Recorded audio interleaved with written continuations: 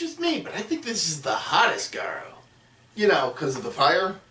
What did you think I meant?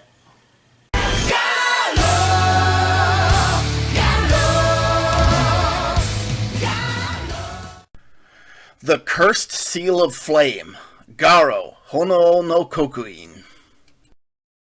Hello and welcome to Earth Alien ProtoMet. Today I'll be taking a look at GARO Honoo no Kokuin, or GARO the Animation in the US.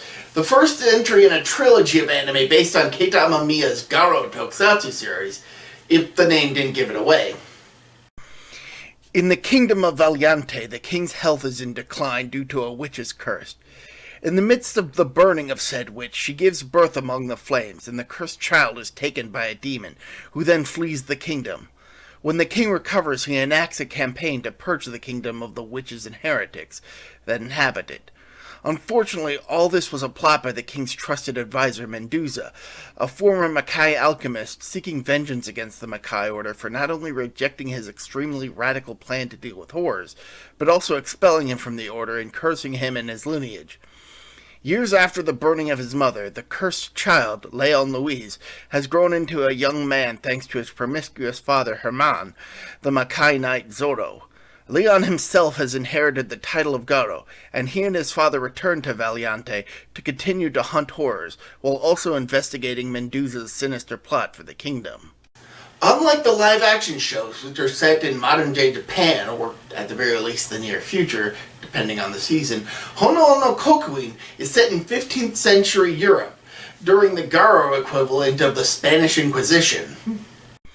This is one of the advantages of being animated, as the show reflects the historical period rather well, while also having a unique setting in this series that couldn't be replicated accurately as a live-action show.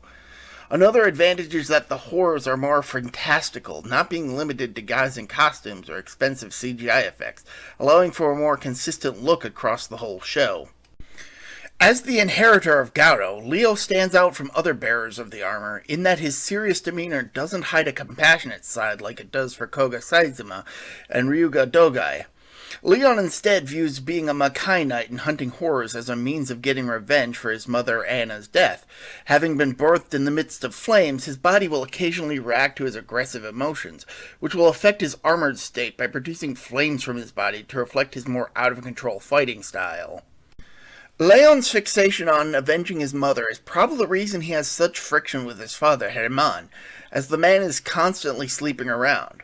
While he takes his role as the Silver Knight Zorro seriously, he's far more carefree than his son, and his promiscuity does have a purpose, as he's trying to father an heir for his armor, as Leon inherited his armor from Anna. But that doesn't mean he doesn't love his late wife, he just has an odd way of showing it. And of course, Anna's death was the result of Mendoza's plot for revenge, and the sinister advisor of the king has such clout that he's capable of turning the king against his own wife, leading to her imprisonment and their son, Alfonso San Valiante, fleeing the kingdom as a fugitive. But this results in the wayward prince coming to learn of the existence of horrors, and thus leads him onto the path of becoming a Makai knight himself, in order to free his father and the kingdom from Mendoza's evil grip.